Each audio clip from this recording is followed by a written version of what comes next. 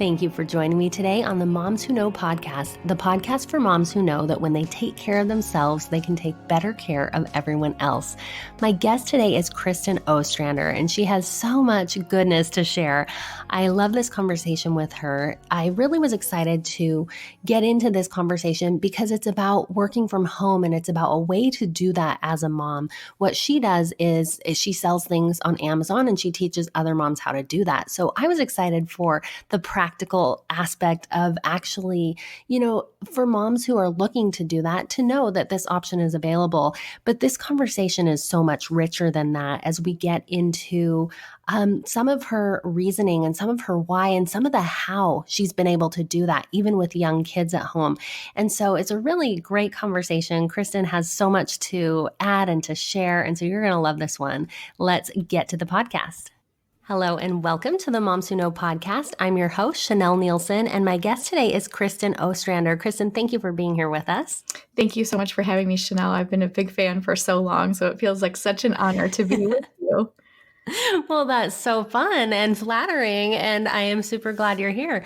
As I got to know your story a little bit, I was really excited to have you on the show because a lot of moms that I hear from talk about this desire to stay at home and yet to make a little bit of money. And you are a master of the work at home mom thing.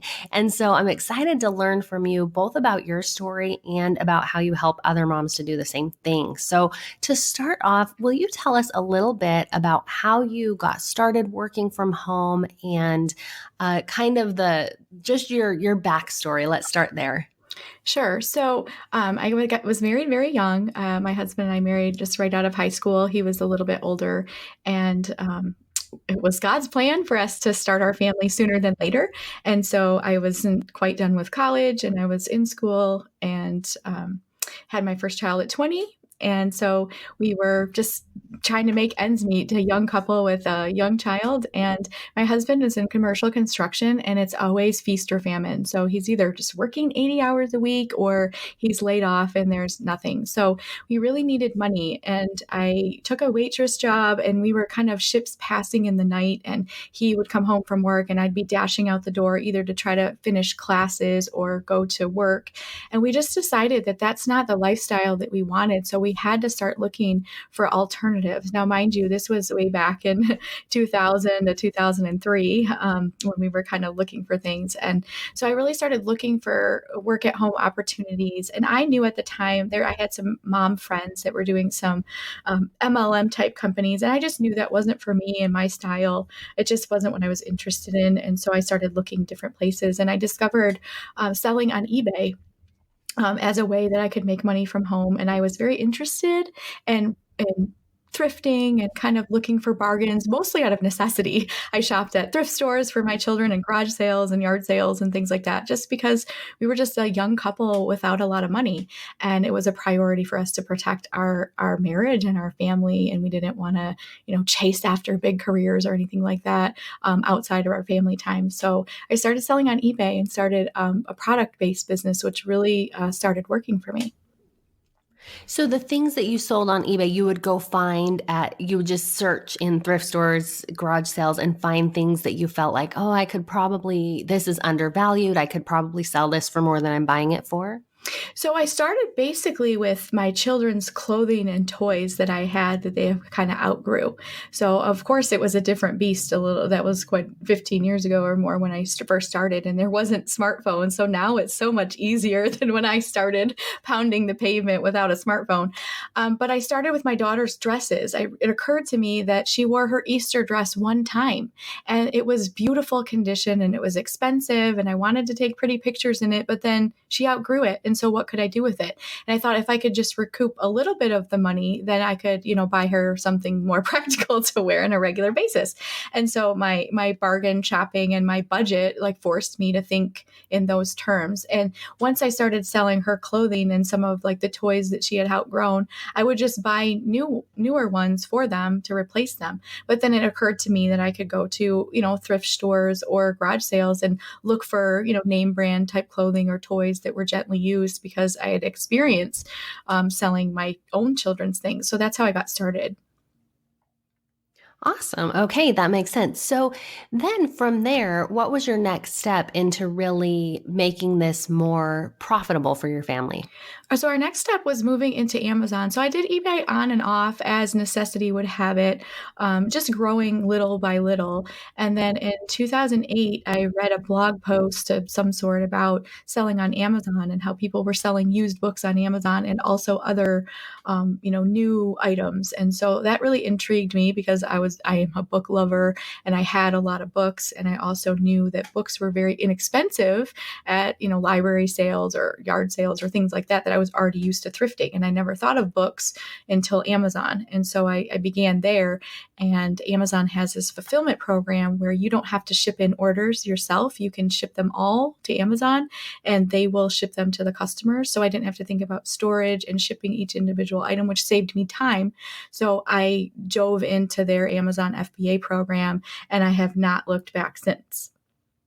Oh, that sounds so much nicer than running to the post office every time you get an order come in, because I can only imagine, with young kids, just the hassle of that. And so that's cool that you can kind of ship it to Amazon and let them handle the shipping process to get it out to people.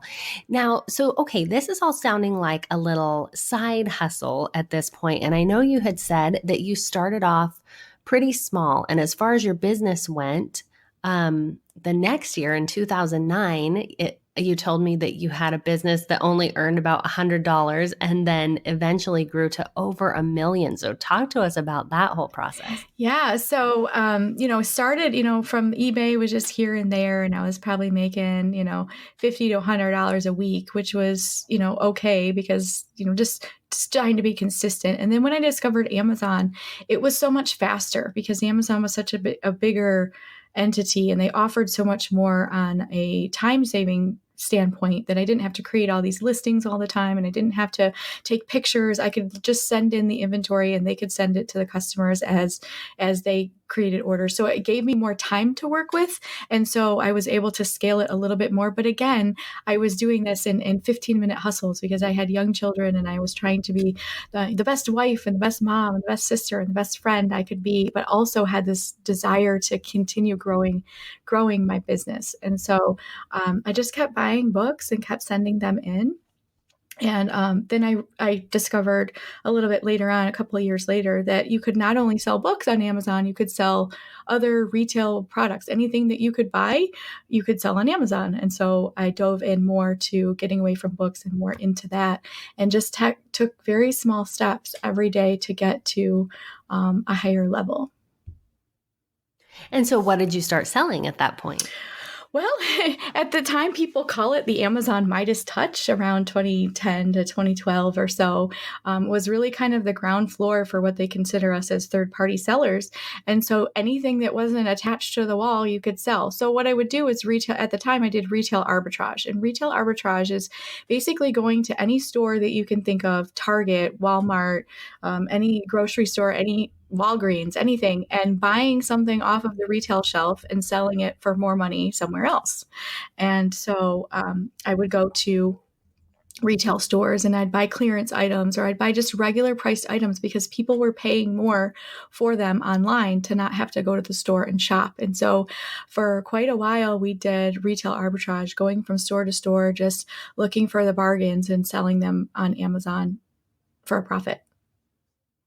Wow, that sounds so much better than my strategy about that same time period where I would go to Target, buy all the stuff on clearance, and then put it in my closet and do nothing with it. I like your idea better. It's a little bit more profitable. I know I used to joke with the couponers about that. So I've actually turned a lot of couponers, extreme couponers, into Amazon sellers because I said, you have all this stuff. You could actually make money on that. And they're like, really? And so the extreme couponers have now started selling their wares on Amazon for a profit. And a lot of them have a really fun time doing that as well. So it's a fun strategy.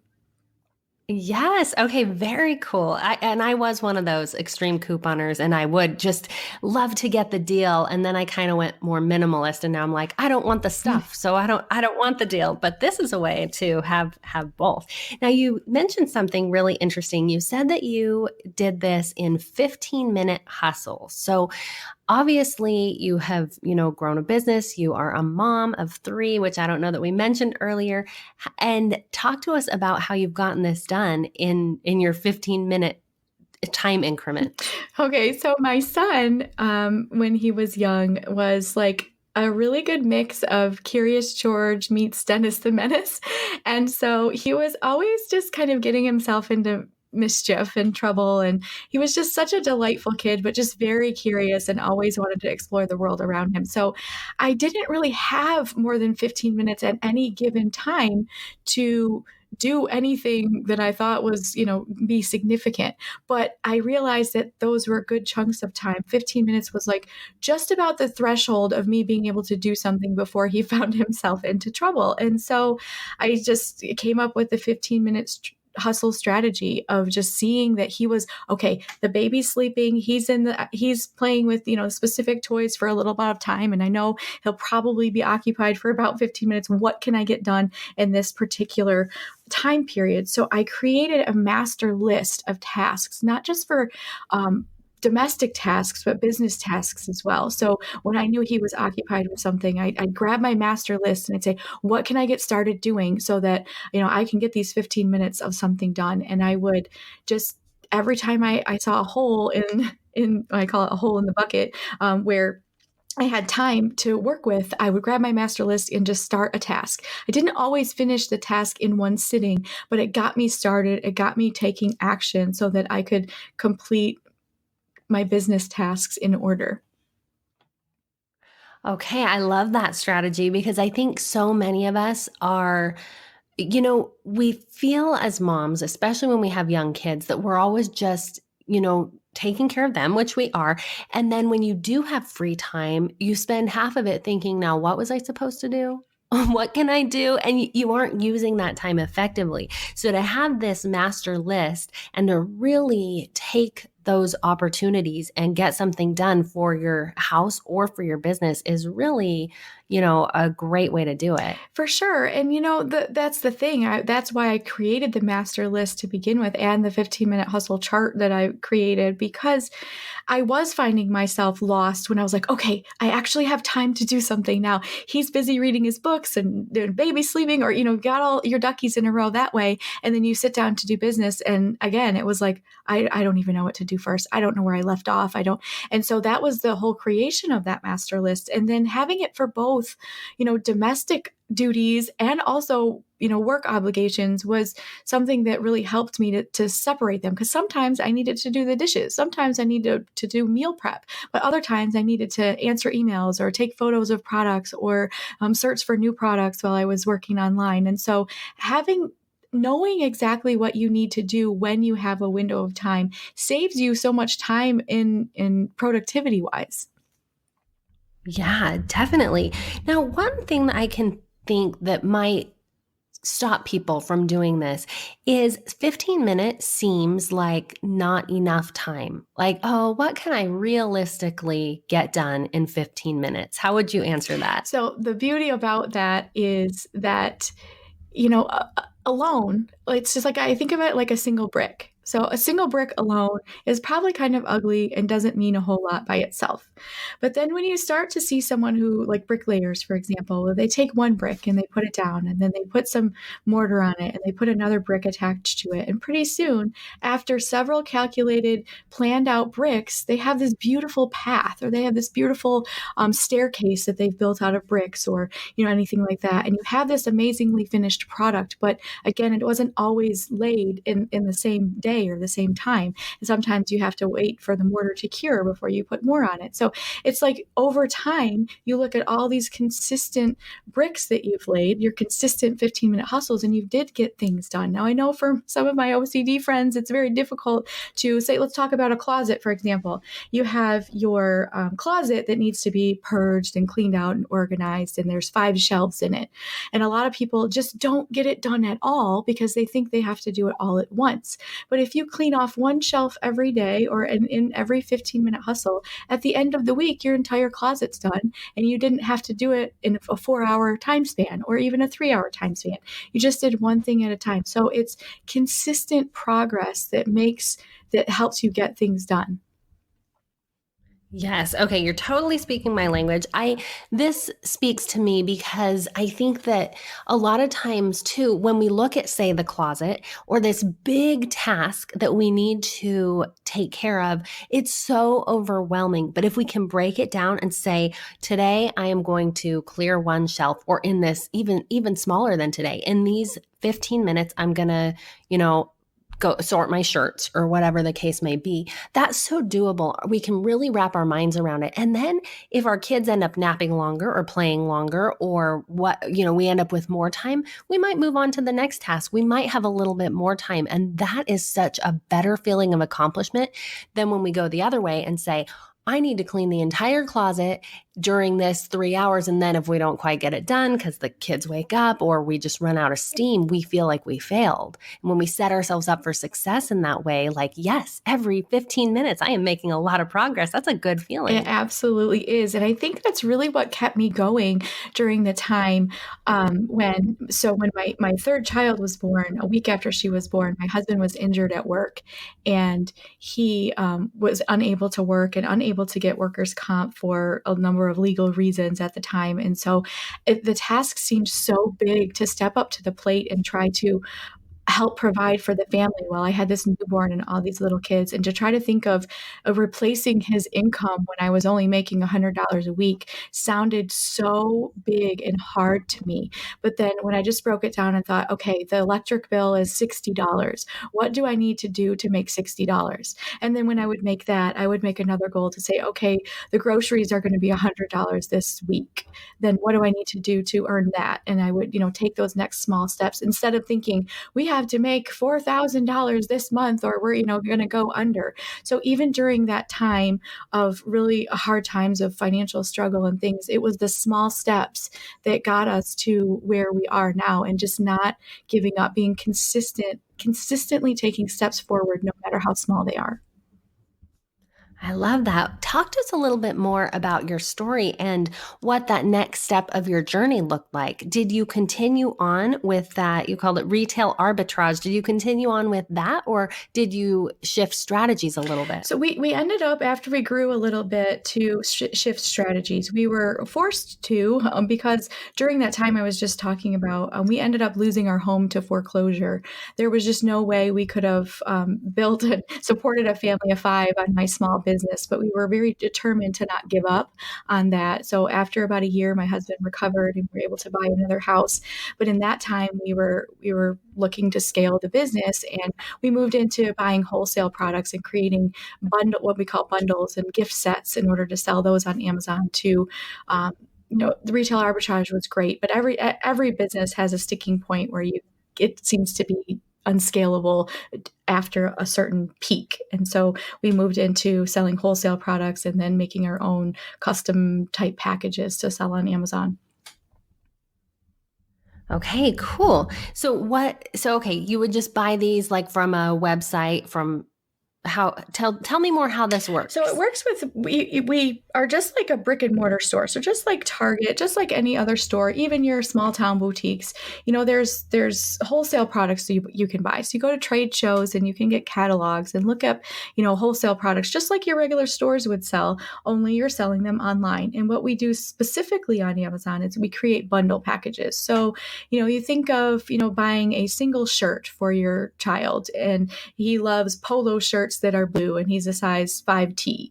Well, instead of just selling one shirt that's that size and that color, we create custom packages that we'll sell, 3 or 5 of those same shirts in different colors, but the same size, so that the mom that's buying it conveniently can buy the same shirt that her son loves and buy 5 at once. And she doesn't have to go shopping. She can just add it to her Amazon cart. And so we've made it really convenient for customers to buy things like bundles and packaging like that. And we also do things like gift sets. So, for a confirmation or for, a baptism or something like that, we'll sell a Bible and a journal and a decorative cross to go with something, and it's all a one gift set. So you don't have to search for things individually. Okay, that makes sense. All right. I think that's awesome. I'm thinking of my own shopping habits, and I always like that. And you can, as a mom, you can get better deals a lot of times when you're shopping that way. And sometimes you just know what you want and you want several of them and it works out. So, okay, good to know who's behind my Amazon purchases of polo shirts and such. Um, okay, so I want to switch gears here a little bit and talk about what it's like. You kind of went from, a mom with young kids with this little side hustle to being a working mom, a work at home mom. And I want to talk about you and your identity as a business owner and as a wife and mom, and kind of that balance and how you work through that. The struggle is real. It's definitely a constant push-pull, but at the same time, it's number one, it's about setting clear boundaries with the people in your household and with your business and with yourself. I tend to be more on the workaholic side because I love what I do, but I also love my family and my husband and my friends. And, I love life. And so I don't want to miss out on that by constantly building business. And as the kids grow up, you have a little bit more time to work on things. So I've had to really learn and hone in on creating boundaries for myself for just as if I worked maybe at an office. So I have the freedom and flexibility to go on field trips with my kids and drop them off at school and pick them up from school and be here for them. But during those working hours, I have to set clear boundaries on myself that I'm at work. I cannot just do whatever I want because I'm at home. I need to stay focused. And then when everyone is home, I need to close the office door and be done for the day and have clear boundaries on what can and cannot be done during family time. And I think that is just where we've really began to excel as family and business. I actually saw my business grow more the more I started to take care of myself and protect my boundaries with my work versus my home life, and just realizing that not everything is 911. Not everything is an urgent thing. My family is urgent and my husband is urgent, and taking care of myself is important, and everything else can just wait. Yeah, that's great. Now, any thoughts on why your business grew more when you kind of sifted those priorities a little bit? I think it's really because when you start limiting your time, when you think you have all kinds of time and I'll just do that later, and you're always constantly thinking about the tasks, I feel like you're less productive because you think you have more time. To where if you actually limit the time you have to get things done, you're much more focused. You're less apt to watch crazy cat videos on YouTube or scroll Pinterest when you really should be working, when you know you have a very limited amount of time to complete certain tasks. So I think it really forces you to focus on the time you have. And that's why 15-minute hustle works so well. Because if you know this might be your only opportunity to do something in your business for the day, you will do your very best during those 15 minutes because you know that's all you've got. You won't waste time watching things or doing things you're not supposed to be doing. You'll actually execute something very important because you know that you have a limited number of hours to work with.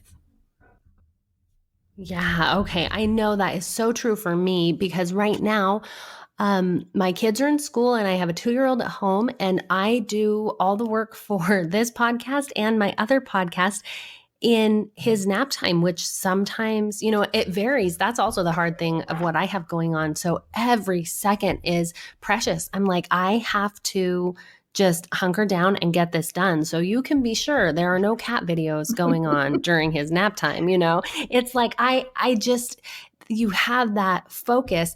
And the other thing, to your point of when you kind of have more time and you let it kind of spread and it seeps in, not only are you not spending your time as wisely, you're not always knowing what your priorities even are. And I think we see that with people who go to an office, employees who are working 8 hours a day, and the whole idea of like standing by the water cooler and chatting and just, yes, wasting time, but also not prioritizing what these things are. So like for me, I say, okay, I need to get these 3 things done during the day. So I do those 3 things first during nap time. And then if I get more things done beyond that, it's great. But I can at least get those things done because those are what I absolutely must get done. And I think that when you have your priorities straight and you know what's the most important, then you have that sense of accomplishment because you did what was most important to you. Absolutely. And that's, exactly what happened with 15-Minute Hustle and how I was able to do that. On the 15-Minute Hustle tracker chart, there's only room for 4 items. And so I consider it 1 hour a day in 4 15-minute hustles. And those are the top 4 things that you need to accomplish that day. Anything else that falls outside of those priorities are just not that important and can be done a different day, a different time. But you put your top priorities on there. And I have one chart I keep for person or for business, and one I keep for domestic or personal type things of the things that are important to me, today for my family or my husband or things like that. And then my work tasks, because again, we all have a limited number of hours. We all have the same amount of hours, 168 hours for you and for me and for Oprah and for all the amazing influencing people in the whole world. We all have the same number of hours to work with. So that is universal. And we have to learn how to protect and focus on those times. And I think with Dream Big, Step Small, which is my book that I just wrote, we talk a lot about the 15-minute hustle, but then talk about all the different small steps that you can do within those 15-minute hustles. We all have actions we could take. We could take big actions or small actions, but stepping small, especially for us mompreneurs that are working around nap times and feeding times and nursing and driving to soccer practice and all the things, thinking about stepping small and knowing what your next small step is really gives you the ability to continue stepping, even if it's a small accomplishment, because you have that sense of winning even when you're doing something small. Yes. Okay. I love that. Now, I want to make sure in the little bit of time we have left that if moms are listening to this and, inspired and want to bring in some income for their family, what do you suggest and how can people work specifically with you and learn from you? So we have a beginner course that we teach, and I say we because I have a business partner. Her name is Amy, and we've been team teaching Amazon courses for the past 3.5 years, where we teach a beginner's course, and we have workshops throughout the country where we travel and teach people when it's convenient for us. And then we have our online show that we have. So to learn more, if you're thinking this Amazon stuff sounds really interesting to you, we have a beginner's course called Start FBA Today. And you can go to startfbatoday.com to learn more about that. And that is starting from the basics, because it is a legitimate business. It's not just, it can be a side hustle for sure. You can do it in short amount of time, and you don't have to have a lot of money to start it out, but it's a legitimate business and you will be paying taxes and filing legitimate paperwork and things like that. So there's a good step-by-step process that needs to be learned in order to get started. But it has just revolutionized our family and our finances, and even my own ability to just feel successful and have my own identity. I'm not just my children's mom. I'm not just my husband's wife. I'm not just a Christian. I'm all of these things. And I'm also a business owner. And I love the fact that I can play all those roles and do that really well. And so, you can learn more about the Amazon business by going to startfbatoday.com.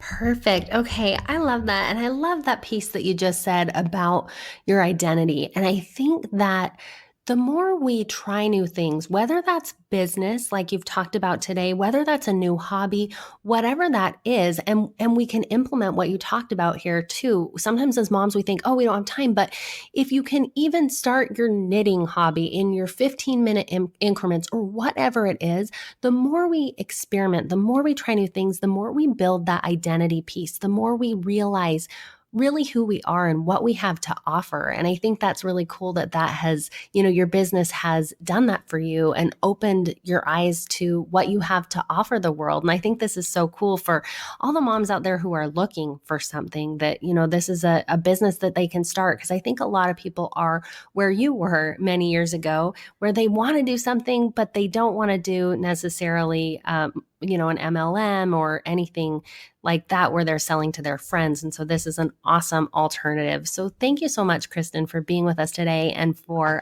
opening our eyes to these new ways of looking at things. Thank you so much for having me. And I just wanted to say one final thing, because what you said there was so, so important. I've worked with a lot of women who are actually empty nesters because their kids have grown up and now they just feel like their identity was so much so in raising kids for so many years that then they come to us because they're like, now what do I do? How do I, they don't even know how to behave sometimes because they're like, I've just been a mom all these years and now I just don't know what to do. And so, in the book, I talk about, the fact that you can do that right now. You don't just have to be your children's mom for the next 20 or 30 years, that you can do both. And you can be a business owner or develop a hobby or learn to dance or play guitar, even as you're their mom. And you're setting a really good example for them to live out their dreams as well and not put them on hold while they're doing something else. Oh, I love it. And I'm glad, this is just really what this conversation is about. It's bigger than money, although money helps, right? It's about finding yourself. It's about living your dreams and all those things. So I love it. Thank you again, Kristin. And thank you everyone for listening to Moms Who Know. I hope you enjoyed that episode with Kristin. I know I learned a lot. So for today's discussion question, I want to ask you this. Kristin talked a lot about her 15-minute hustle strategy, and I love that idea of using small increments of time to get stuff done. So I wanted to ask you, what is your time management strategy? What do you do to get stuff done as a mom? We know we're pulled in so many different directions. We know we're busy. We know we have a lot going on. So what is your time management strategy? Tell it to a friend. Think about it. Think about the ways that you're using your time, or better yet, come share it with us on Facebook or Instagram at Moms Who Know Podcast, and tell us what you're doing to manage your time and what's working for you. Thanks again for being here, and we'll see you next week on Moms Who Know.